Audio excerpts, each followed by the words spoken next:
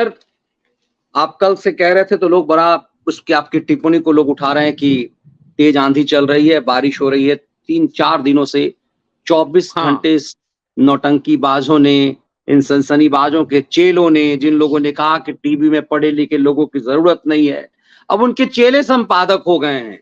इन सब ने दिखा दिया कि कैसे ये टीवी पत्रकारिता किस स्तर तक गिरी है। और हमें लग रहा था कि हजारों लोगों की मौत हो गई होगी, क्या हो गया होगा। पता चला कुछ चैनल तो कह रहे थे किसी का कुछ भी नहीं हुआ है, लेकिन एक जगह 2 जगह आ रहा है कि 1-2 लोगों की मौत हुई है। तो गांव में भी कहीं पर इस तरह से बारिश होती है तो ये सामान्य सी चीजें हैं। इतना बड़ा बवाल एक एरिया में होने पर देश में ऐसा लगा कि पूरा भारत जो है वो डूब गया है। लेकिन इसका सच जरा बताइए कि क्या था ये द्वारका इलाके में, जिसको टेलीविजन चैनलों ने दिखाया ही नहीं, दुनिया को बताया ही नहीं। नहीं मनीष जी, वो 2 नहीं 6 मौतें हुई है बता दूं, लेकिन वो 6 मौतों का इन तूफान से कोई लेना देना नहीं है। वो तूफान आने से पहले वो उन्होंने चेतावनी नहीं मानी, वो घर से निकल पड़े थे। वो तो 2 आदमी गुजरात में उनकी डेथ हुई है, वो तूफान से 1 दिन पहले हो गई थी। और 4 लोग बंबई में डूबे हैं मनीष जी। 4 लोग वो जो थे वो समुद्र किनारे, लहरें तेज थी, बाकायदे मना किया जा रहा था, चेतावनी दी जा रही थी, पुलिस तैनात थी। उन्होंने चोरी छुपे मौज मस्ती करने की, तो वो अपनी गलती से ही वहां डूब गए। उसका कोई व्यवस्था से लेना देना नहीं था। वो मना किया जा रहा था, 2 दिन पहले से पुलिस लगी हुई थी। उसके बाद वो बंबई तो पूरा समझिए जो शहर है वो एक तरह से समुद्र के तट पे है। चप्पे चप्पे पे पुलिस नहीं खड़ी हो सकती, कहीं से वो मौका लगा के निकले होंगे, लेकिन अपनी जान पे खेल गए और उनकी जान चली गई। तो मनीष जी, सबसे खास बात यह है कि ये सब कह रहे हैं, सारे रिकॉर्ड कह रहे हैं कि पिछले 3 दशक का सबसे भयानक तूफान था ये। इसमें कोई शक नहीं। नासा वगैरह बता रहे कि इतनी स्पीड से कभी कोई तूफान हिंदुस्तान में धरती पे नहीं आया पिछले 3 दशक का, यानी समझिए 1990 से। और एक भी मौत नहीं।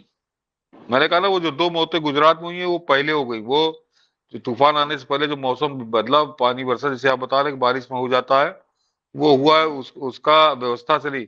तो ऐसा हुआ क्यों मनीष? 1 लाख से ज्यादा आदमी वहां से हटाया गया। और सबसे खास बात है कि एनडीआरएफ की जो देखिए सबसे ऑथेंटिक प्रेस है, उन्होंने बताया कि 25 जानवर, उन्होंने कहा 25 जानवर मरे हैं। और बाकी जो नुकसान, वो पेड़ उखड़ गए, बिजली खंभे उखड़ गए, वो तो स्वाभाविक है, जब ऐसा भयानक तूफान था वो उखड़ेंगे। लेकिन जनहानि नहीं हुई। तो मनीष जी, मैं इंतजार कर रहा था कि इनमें से कोई खैराती शायद ये भी कह दे, कोई ना कोई हो सकता है, वो जो अमेरिका में मंडरा रहा था या अब तो इंग्लैंड में गुलछर्रे उड़ा रहा है, वो को कह दे कि बिपरजॉय तूफान के लिए भी मोदी दोषी जो मोदी है। खैर, इनको शर्म आई, इन्होंने ऐसा कुछ कहा नहीं। मनीष जी, 19 टीमें एनडीआरएफ की, 12 टीमें एसडीआरएफ की, तो 31 टीमें थी। 11,000 बोट, रेस्क्यू बोट तैयार थी। 7,000 एम्बुलेंस, 100-150 125 करीब गाड़ियां रोक दी गई। पूरे जो 1200 किलोमीटर की कोस्टल लाइन है गुजरात की, वहां बिजली काटी गई। तो इतने प्रकाशन, इतनी सजगता, ये जो एक भी जनहानि ना होना पिछले 30 साल के सबसे बड़े तूफान में, तो ये एक भी जनहानि किसको देंगे श्रेय आप? तो ये होता है मैनेजमेंट, ये होता है एडमिनिस्ट्रेशन। वो इसके लिए गुजरात की सरकार को भी धन्यवाद, और देश के प्रधानमंत्री गहरी रुचि ले रहे थे। लेकिन मनीष जी, वही वाली बात जो बात आपने कही कि तेज हवा चल रही है, पानी बरस रहा है, तेज हवा चल रही, पानी बरस रहा है, ये बताते बताते इनके मुंह से एक शब्द, इन खैरातियों के मुंह से एक शब्द प्रधानमंत्री की प्रशंसा में नहीं निकला कि बहुत बेहतरीन प्रबंधन किया था और जनहानि नहीं हुई।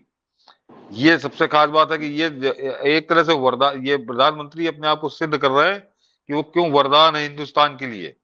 ये एक बहुत बड़ी उपलब्धि कि इतने बड़े तूफान में एक भी जनहानि का ना होना, ये बता रहा है कि सरकार कैसे सतर्क और कैसे काम कर रही है। इतनी बड़ी ताकत झोंक दी थी कि ये एक बहुत बड़ी सफलता है, ये प्रधानमंत्री मोदी के खाते की बड़ी सफलता। और गुजरात के जो मुख्यमंत्री, उनको भी, क्योंकि गुजरात में ही सारा कहर बरसा है, तो गुजरात की सरकार ने भी उसमें कदम से कदम मिला के सहयोग किया, तो वो उसका नतीजा सामने है। और ये खुशी की बात है। और इसमें कम से कम प्रधानमंत्री के लिए धन्यवाद का तो एक शब्द बोल देते, ये लोग नहीं बोले होनी चाहिए। बिल्कुल, ये दिखाता है कि एक किस एरिया में किसी चीज, चूंकि गुजरात ने इन चीजों को झेला हुआ है लगातार, उस भूकंप को, चक्रवात को, तो उसकी तैयारी, जैसे जापान भूकंप बार बार आता है, लेकिन जापान ने अपने आप को इसके लिए किस रूप में तैयार किया ताकि कम से कम क्षति हो।